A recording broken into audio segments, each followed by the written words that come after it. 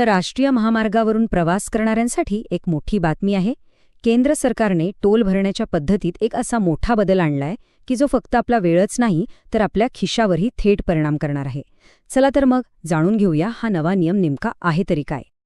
अहो, टोल नाक्यावरच्या त्या लांबच लांब रांगा आणि गाडीत बसून तासनतास वाट बघण्याचा तो कंटाळा, आपल्याला सगळ्यांनाच हा अनुभव आला असेल नाही का?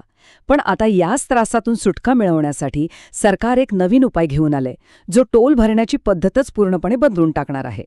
आणि हीच आहे ती मोठी बातमी.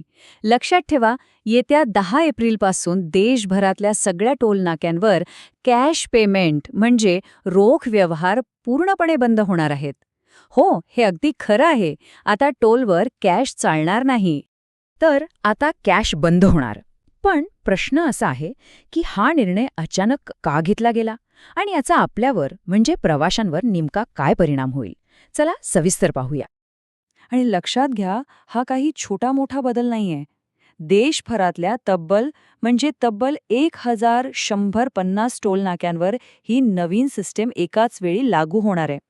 म्हणजे विचार करा, आता भारताच्या कुठल्याही कोपऱ्यात कोणत्याही नॅशनल हायवेवर गेलात तरी कॅश पेमेंट चालणार नाही. पण सरकार हे सगळं अचानक का करतंय? या निर्णयामागे नक्की काय उद्देश आहे? यामागे 2 मुख्य कारणं सांगितली जात आहेत.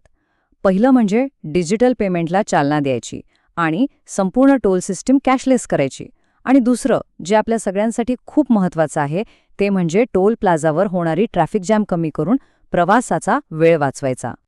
बरं, सरकारचा प्लॅन तर एकदम क्लिअर आहे, पण याचा थेट परिणाम आपल्या प्रवासावर काय होणार? आपल्या रोजच्या प्रवासात आता नक्की काय बदलणार आहे? बदल तसा अगदी सोपा आहे. बघा, आधी आपल्याकडे टोल भरायला 3 ऑप्शन होते: कॅश, फास्टॅग आणि UPI. पण आता 10 एप्रिलपासून यातला कॅशचा ऑप्शन कायमचा बंद होणार आहे. म्हणजे आता आपल्याकडे फक्त 2च पर्याय उरतील: फास्टॅग आणि UPI. सिंपल. म्हणूनच एक गोष्ट लक्षात ठेवा, प्रवासात कोणताही त्रास नको असेल तर आपल्या गाडीचा फास्टॅग 10 एप्रिलच्या आधीच रिचार्ज करून घ्या. नाहीतर ऐनवेळी खूप धावपळ होऊ शकते आणि मनस्ताप वेगळाच. आता वेळ वाचणार हे ऐकायला खूपच छान वाटतं, बरोबर? पण थांबा, या बदलाची एक दुसरी बाजू पण आहे. आणि ती म्हणजे आपल्या खिशाला बसणारा महागाईचा खराखुरा टोल. कारण फक्त कॅशलेस सिस्टीमच नाही, तर टोलचे दरसुद्धा वाढले आहेत. बघा, national highway authority of India म्हणजे NHAIने कार आणि इतर प्रवासी गाड्यांच्या टोलमध्ये तब्बल 10% वाढ केली आहे. आणि हे कमी होतं की काय, म्हणून उत्तर प्रदेशातल्या एक्सप्रेस वेवरचे टोल दरसुद्धा 1.5 ते 3.5% वाढले आहेत. म्हणजे सरळ हिशोब आहे, प्रवास वेगवान होईल, पण तो आता महागसुद्धा होणार आहे. तर मग ह्या सगळ्याचा निष्कर्ष काय काढायचा? बघा, एका बाजूला डिजिटल क्रांतीमुळे आपल्या टोल नाक्यावरचा वेळ वाचणार आहे, प्रवास सोपा होणार आहे. पण दुसऱ्या बाजूला वाढलेल्या दरांमुळे आपल्या बजेटचं गणित बिघडणार आहे. त्यामुळे आता प्रश्न हाच उरतो की वेळेच्या ह्या बचतीसाठी ही वाढीव किंमत देणं कितपत योग्य आहे.